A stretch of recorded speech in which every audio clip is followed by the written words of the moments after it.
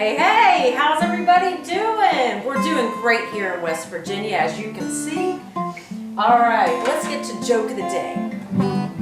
So why don't oysters give to charity?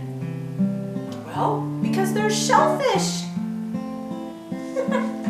All right, so let's not be shellfish and let's get into some knowledge of quadratic functions. We're going to take a look now at functions that are not within that simplest case. We talked about the simplest case before that look like this, where you have f of x equal to ax squared. Notice we don't have a bx, we don't have a c. We're going to stretch ourselves a little bit and we're going to say let's go beyond that simplest case, but there's two forms. There's the standard form and then there's what's called the general form. We're going to take a look at first at the standard form just because it's typically the easiest one to work with. Standard form looks like this. Very different than what you see right here, except there's some kind of similarities to it a little bit. One of those similarities is you'll notice that you have an x squared right here, and even though it's not x squared, it's the idea of some sort of an x being squared. Now the x has some other stuff being done to it, but it's not a y squared by any means, so we haven't loosely set an x squared right there. Also notice that we have a coefficient in front of that x squared that's an a. Same thing's going to sit right here. That a is sitting in front of, granted it's a parentheses squared, but again loosely it's an x squared.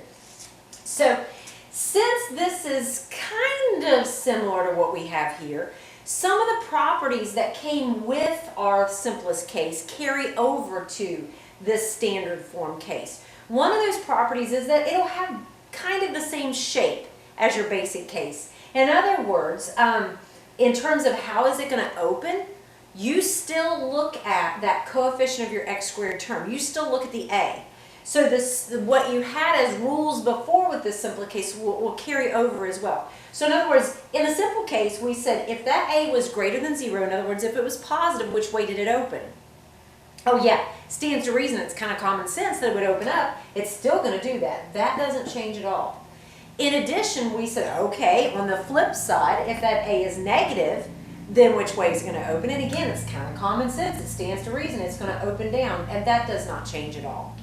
Now, what does change a little bit is where that vertex is going to sit, and that entire graph is going to shift. Not just because of where the vertex sits. The entire graph is going to shift. Oh, I can't talk. The entire graph is going to shift, and that will shift the vertex. So let's first take a look at what causes this thing to shift all around this 2D coordinate plane. Well, it has to do with this added piece right here and this added piece right here. Now notice this h is going to be a number. Notice as well that we see a minus in here. Very important that you see that minus, because when you see the minus, then that means whatever has been subtracted, that is going to shift your graph, and it will shift it that many units. Now let's think about this and let's be logical. This has been applied to the x, not applied to the y, but applied to the x. So therefore, would this shift it horizontally or would it shift it vertically?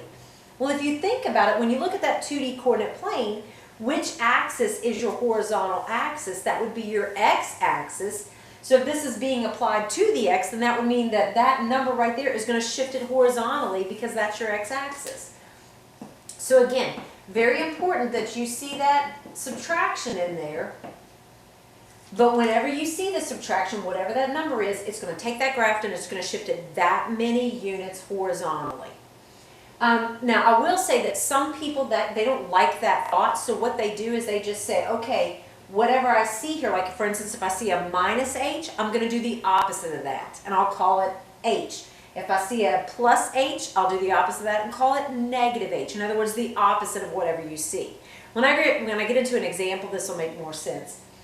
Now, if this is applied to the x, and so that shifts your graph that many units horizontally, then what you see back here, whatever that number is, that's going to shift your graph which way? Of course, it stands to reason the only thing left would be to shift it vertically. Now, like I said, I need to see that minus in here in order to shift it that many units. In this case, whatever you see is going to be the shift that you see. So now let's think about what happened. Remember, my basic case right here had a vertex sitting right here at 0, 0, I'm just going to make it curve up. You know that it could curve down, but I'm just going to make it curve up for now. So if this thing has shifted h units horizontally, then that means it's going to take my vertex and it's going to shift it h units horizontally.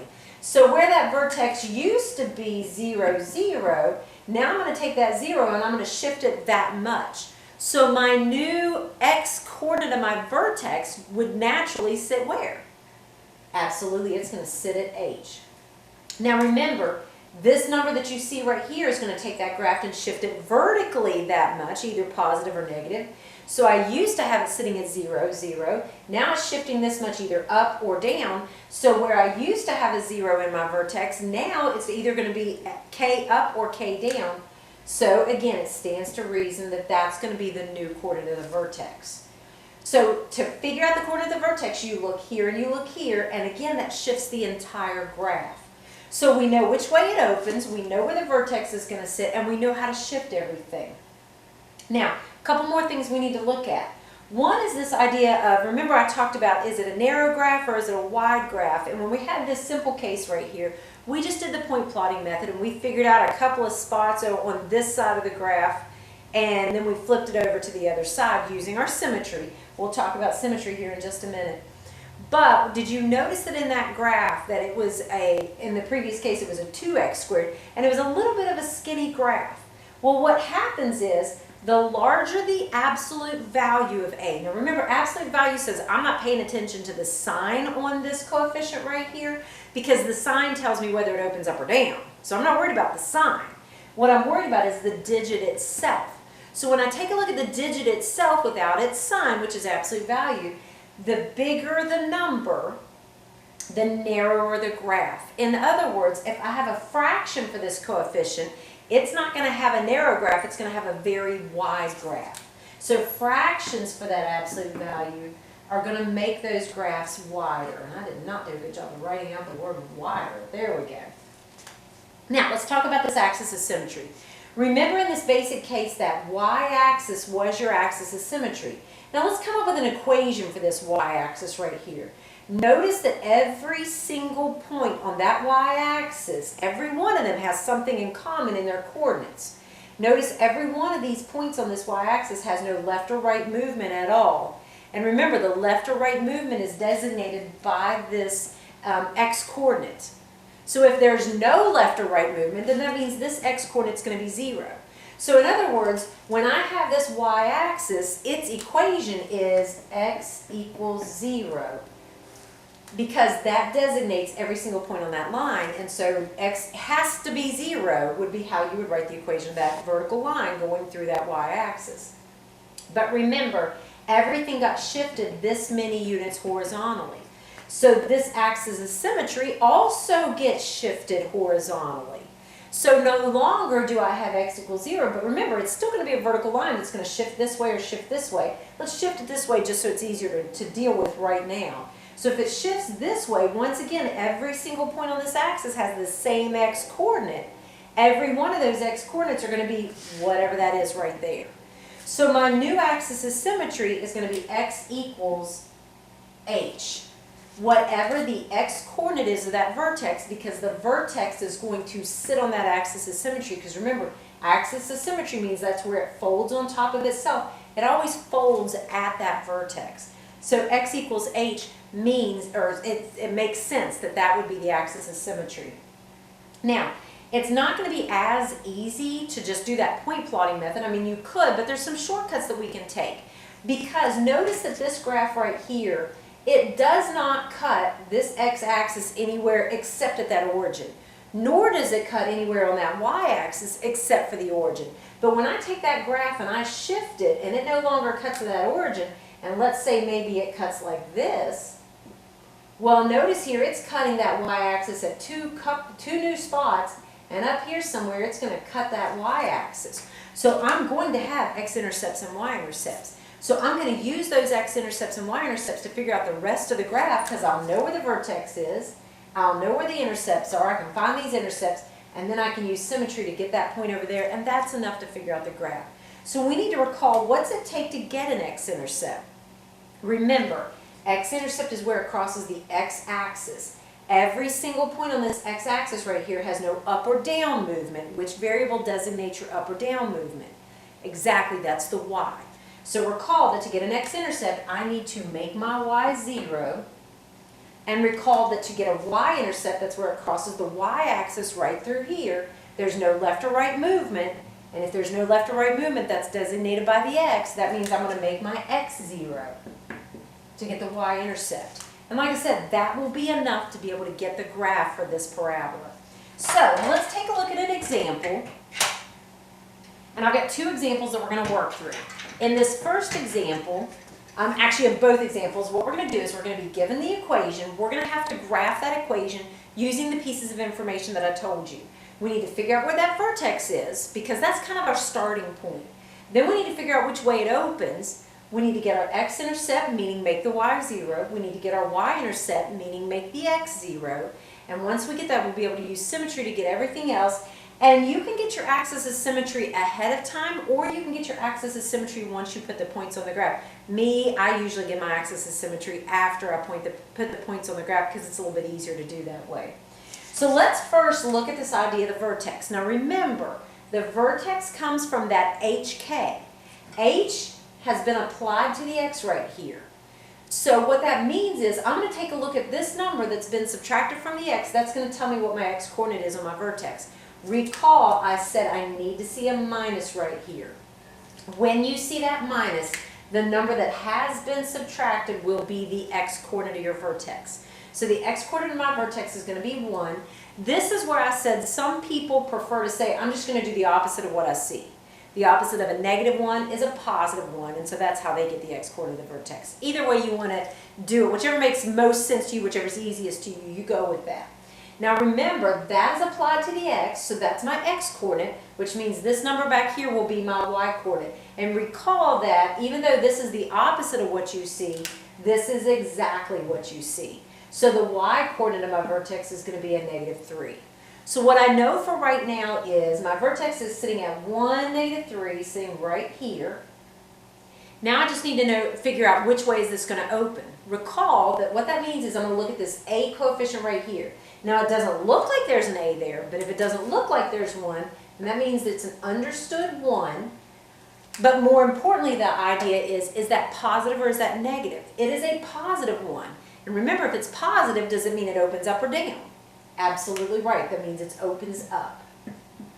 So what I know that right now is my graph hits here. It's opening up like this. I'm not sure how wide, but I can definitely see that it's crossing the x-axis. I can definitely see that it's going to cross this y-axis down here somewhere.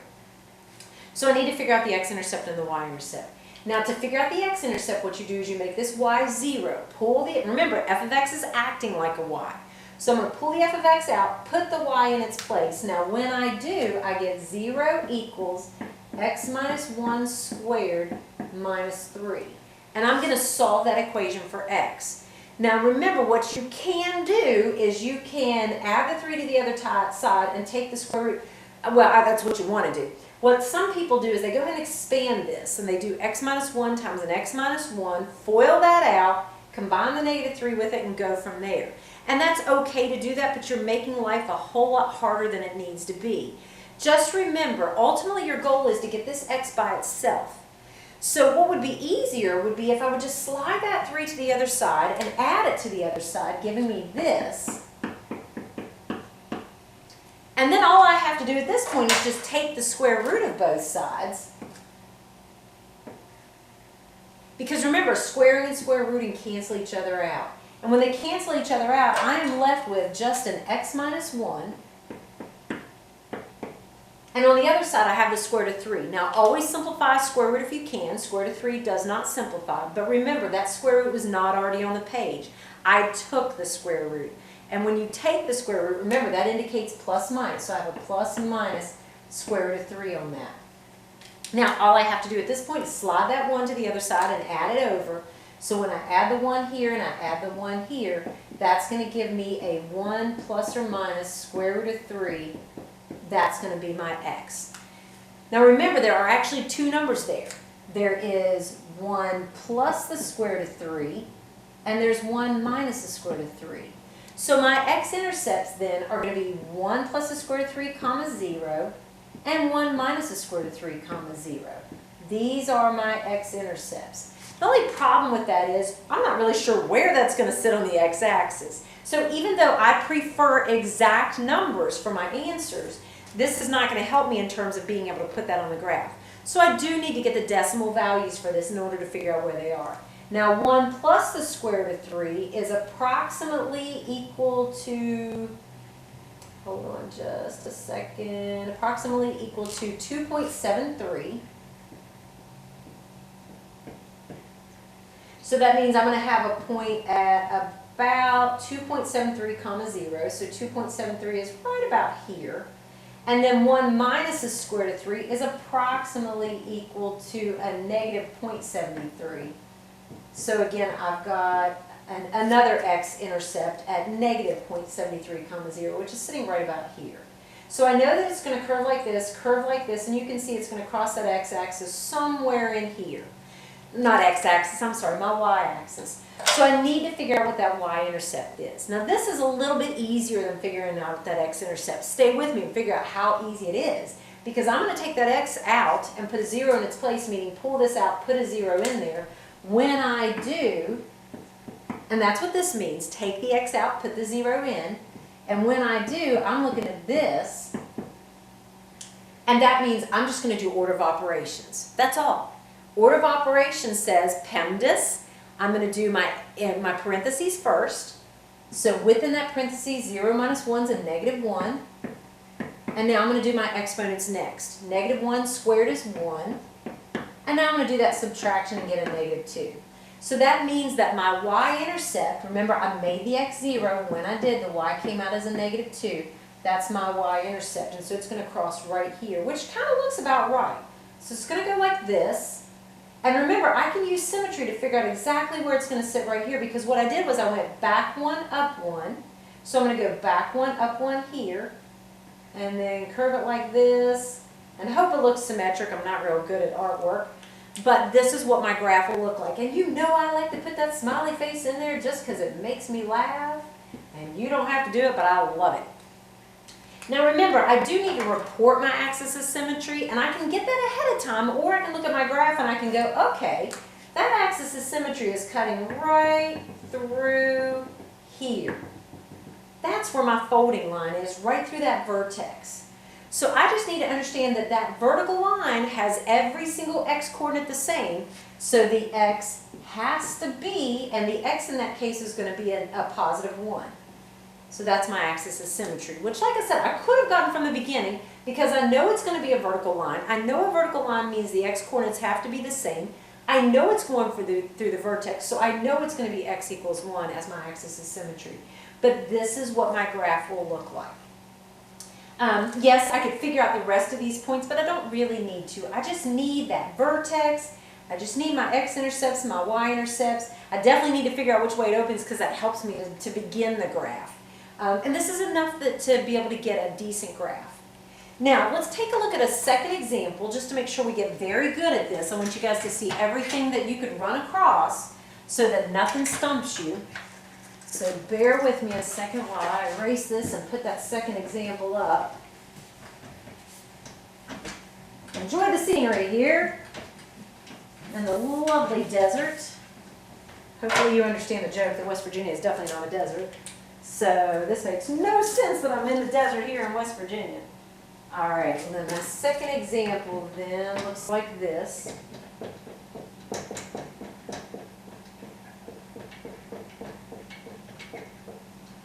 Okay.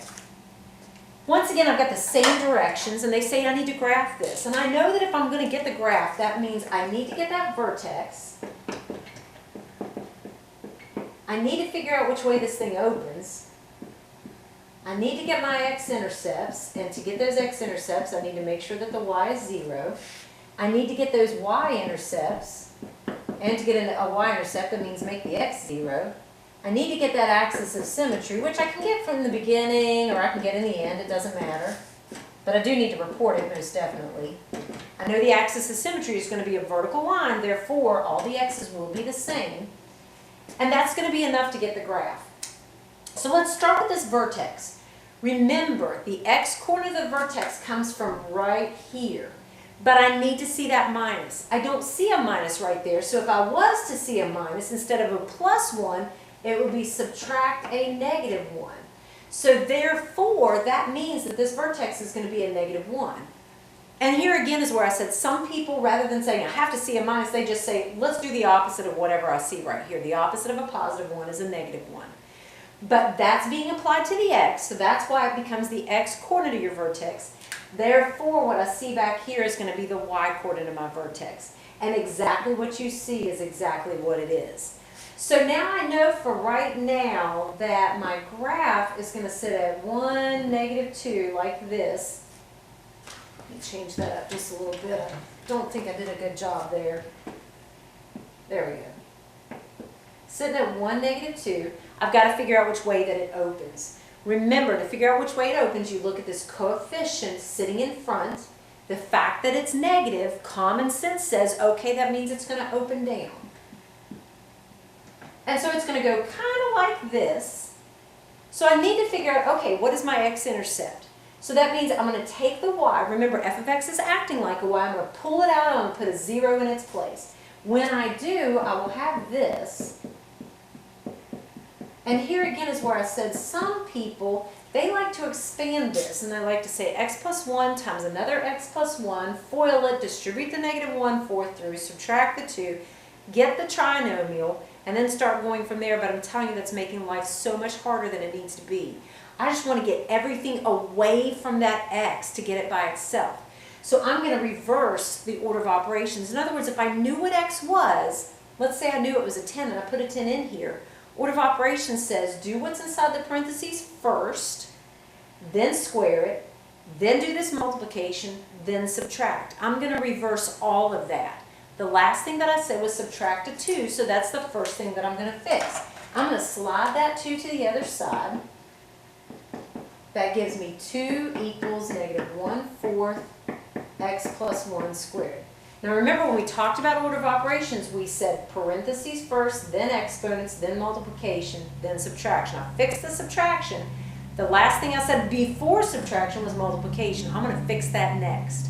So I need to divide by this -1/4, but we've talked before about going for the jugular.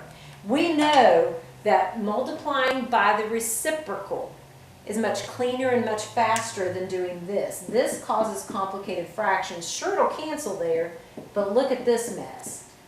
That is a complex fraction that's a little challenging to deal with. So rather than divide by that fraction, we said before that dividing by that -1/4 is the same thing as multiplying by its reciprocal.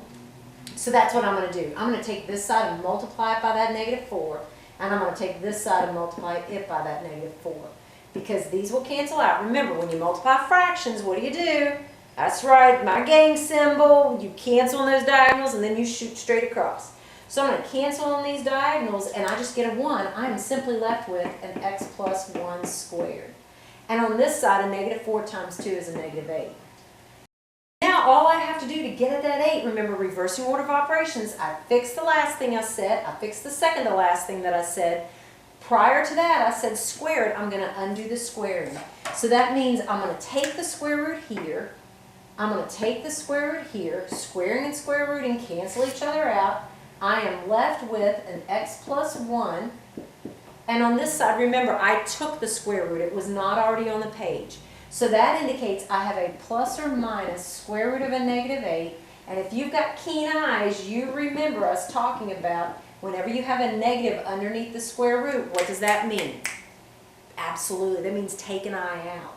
So I have a plus or minus I square root of 8. I'm going to simplify that radical because I'm very good at it. Remember, we've talked about this. You're very good at simplifying radicals. 8 is 4 times 2, and then the square root of 4 is 2. So I'm going to take that out. So where I've got this square root of 4 right here, I'm going to take it square root out. The square root of 4 is 2. That's going to come out. And I'm going to have a plus or minus 2i square root of 2. And that is my x + 1. But remember, I just want x, not x + 1. So I'm going to take that 1 away, subtract it off, and I get a -1 plus or minus 2I squared of 2. That is my x. Now remember, I do have two x-intercepts there. I have a negative 1 plus 2I squared of 2, comma 0, because I made the y 0. And I have a negative 1 minus 2I squared of 2, comma 0, again because I made the y 0. These are my x-intercepts. But the problem is, where am I going to put this on that x-axis? Because remember, where am I going to put an imaginary number on this x-axis? No, there's no place at all to put an imaginary number. So therefore, I can't put that on there. But let's think about this. Recall that we said that the vertex sat here and it opened down looking like this. Oh yeah, it's not gonna cross the x-axis. So it stands to reason this makes sense. Wasn't a bad idea to go through all this. Matter of fact, it's a very good idea to go through all this because it confirms what we thought was going to happen. It makes me go, okay, I was on the right track here. Because this tells me it's not crossing the x-axis, and when I did this, it doesn't cross the x-axis. This all is coming together and makes sense. But this is what I would report for my x-intercept. A negative 1 plus 2I squared of 2, comma 0, because it's a point in the 2D coordinate plane that needs to be expressed in coordinate form, and negative 1 minus 2I squared of 0, comma 0, again, because it's a point in the 2D coordinate plane. And in order to get these points, I had to make the y 0, so the y coordinate is going to be 0. But I can definitely see it is going to cross this y-axis. So I need to figure out what the y-intercept is. And in order to do that, that means take the x out, put a 0 in its place. And just like in the previous example, this is a little bit easier to do. So I'm going to take my function, I'm going to put a 0 in the place of x. That's what that means. Just putting a 0 in here says I'm going to take all this, pop a 0 right there where the x is. So I'm going to get a negative 1/4, 0 plus 1 squared minus 2. And now I'm not pulling anything away from an x. There's not even an x in here at this point. It's just a bunch of numbers. So if it's just a bunch of numbers, then that tells me, oh, okay, order of operations. And I'm not reversing the order of operations like I did here. I reversed the order of operations because I was trying to work backwards to get to x. But here, I'm just going straight forward. So I'm going to follow correct order of operations, which says PEMDAS does the parentheses first. So inside that parentheses, I'm going to have a 0 plus 1 is 1. And at this point, I'm going to do my exponents next. I'm going to go ahead and get this out of here. We'll get that back in a minute. 1 squared is 1. So I had a negative 1/4 times 1. Multiplication comes next, and the negative 4th times 1 is a negative 1/4. And then a negative 1/4 minus 2 is simply going to be a negative 9/4. So that's going to be my y-intercept. Now what I did was I made the x 0, and when I did, the y came out as a negative 9/4. Now you can report it this way, or that's difficult to put on that y-axis. So I can, instead of calling it a negative 9/4, I can call it 0, and negative 4th minus 2 is a negative 2/4. Just because it's easier to put a negative 2/4 on that y-axis. So here's where negative 2/4 sits. And so I can see, yep, it's going to curve like this. And remember, I can use symmetry to get the other side. Meaning that I kicked back 1, down a 4th. So I'll kick back 1, down a 4th to get this side. There's my curve. Now remember, getting that axis is symmetry. Put it up here at the top because I'm totally running out of room. I could have gotten the axis of symmetry before I even graphed it because I know the axis of symmetry is going to be a vertical line. Every vertical line has every x coordinate the same, so the x will have to be the same on every one of those coordinates. So I could go back and I could say, well, it's going to fold, the axis of symmetry is going to go through the vertex, so all the x coordinates will be a negative 1. But you can see in this graph, if it goes through that vertex, sure enough, that goes through x equals negative 1. So there is my axis of symmetry. And like I said, this is enough to get the picture of that graph. I don't want to put my smiley face in there because now it's a frowny face, and that just makes me sad. I'd rather have a happy face. Anyways, so a vertex, figuring out which way it opens, getting that x-intercept, getting that y-intercept is enough to get the graph, but then you need to report that axis of symmetry. So there's 5 pieces of information that you need to have. vertex, which way it opens, x-intercept, y-intercept, and axis of symmetry, which you can use before you get the graph or you can use after you get the graph. And that's all it takes to be able to graph your parabolas, graph your quadratics, when they are in standard form. Standard form being, you've got that parentheses in there, and that will put you in standard form, making it very easy to eyeball and get that vertex. You have to see a minus there. And when you see the minus, whatever is being subtracted will be the x-coordinate. But if you don't see a minus, then you're subtracting the opposite of that. That will be the x-coordinate of your vertex. And whatever you see back here, that's going to be the y-coordinate of your vertex. And recall that to figure out which way it opens, look at your A. If it's positive, it opens up. If it's negative, it opens down. That's common sense. To get an x-intercept, make your y 0.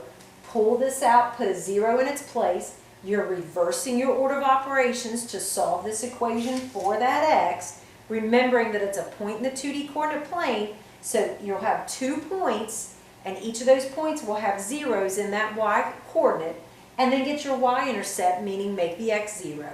Put the 0 right here, pretty straightforward at that point because it's going to be straightforward order of operations. And then recall that your axis of symmetry is a vertical line that's going to cut through that vertex. So whatever the x-coordinate of the vertex is, the x will have to be whatever that x-coordinate is, and that will give you your axis of symmetry. I hope that helps. Have a great day.